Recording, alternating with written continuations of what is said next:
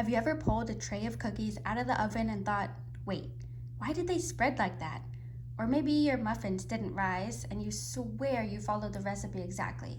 The culprit may be a mix-up between baking powder and baking soda. So let's fix that. Hey there, baking besties. I'm Carissa from Humbly Homemade, and today we're clearing up one of the most common baking confusions. What the heck is the difference between baking powder and baking soda? And by the end of this video, you'll never wonder which one to use again. And you'll know what to do if you only have one but you need the other. First, let's start with baking soda. It's pure sodium bicarbonate, which is chemically a base. On its own, baking soda doesn't do much, but when you mix it with an acid like buttermilk, lemon juice, or vinegar, or even brown sugar, it reacts and produces carbon dioxide gas. Those gas bubbles help your dough or batter rise. Let me show you how it works with a simple little experiment. First, we'll add a little bit of baking soda to this glass. Then we'll add just a splash of white vinegar. See that fizz? That's what's happening inside your batter and dough, just a little slower and a little smaller. Baking powder, on the other hand, is like a self-contained version of that chemical reaction. It already contains both a base and an acid, plus a little cornstarch usually to keep it dry. Most modern baking powders are double acting, which means they react twice. Once when wet and again when heated in the oven. So even if your cake batter sits on the counter for a few minutes, you'll still get a good rise. So let's see that in action. First, I'm gonna add a little bit of baking powder to this glass. And now I'll add just a little bit of plain tap water. Notice how it bubbles even without an acid present? That's the built-in reaction doing its thing. So here's a quick cheat sheet for you.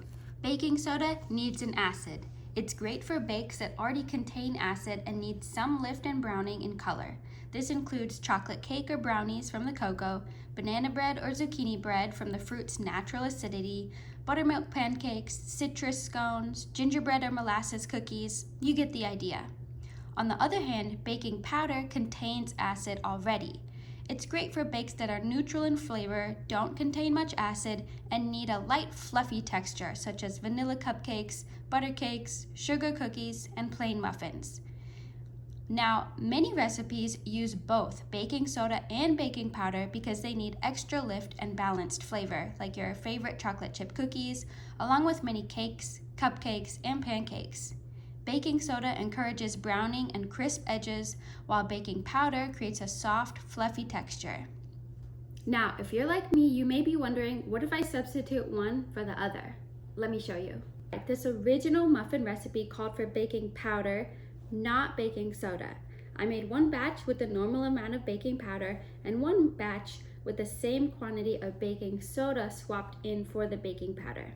If your recipe calls for baking powder, but you swap in the same amount of baking soda, you'll end up with flatter, heavier bakes since there's just not enough acid to react with the baking soda. Since baking soda is about 3 to 4 times stronger than baking powder, it can add a metallic or soapy taste. Also, baking soda can cause browning to accelerate, so your muffins, cookies, cakes, so forth might brown too quickly while staying underbaked on the inside.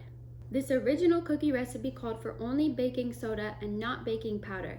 I made this batch as normal with just baking soda, and for this batch I switched in the same quantity of baking powder. The original cookie recipe uses only baking soda since there's a lot of acid already from the brown sugar. They turned out chewy, not cakey, golden brown, and crispy on the edges. Perfect. This one where we swapped in baking powder, however, is a lot lighter in color. It doesn't have as crispy of edges.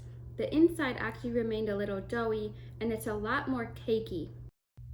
Don't get me wrong, this cookie still tastes great, but it's more like eating dough rather than a nice perfectly baked cookie that's chewy on the inside and crisp on the outside.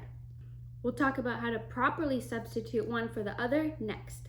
Now, if you're ever in a pinch and you run out of baking powder but you have baking soda in your pantry, you can make your own baking powder since it contains baking soda. Just mix 1 part of baking soda to 2 parts cream of tartar. And if you're storing it for later, you can add in a little cornstarch. On the other hand, if you're out of baking soda and all you have of baking powder, that gets a little bit trickier since we can't tease the acid out of baking powder. So the next time you're baking, just remember, Baking soda needs an acid, baking powder doesn't. And that simple difference can totally change your bake. If this video cleared things up, hit that like button and subscribe for more baking tips and recipes. And let me know down in the comments what other baking questions you've been racking your brain over. See you again soon!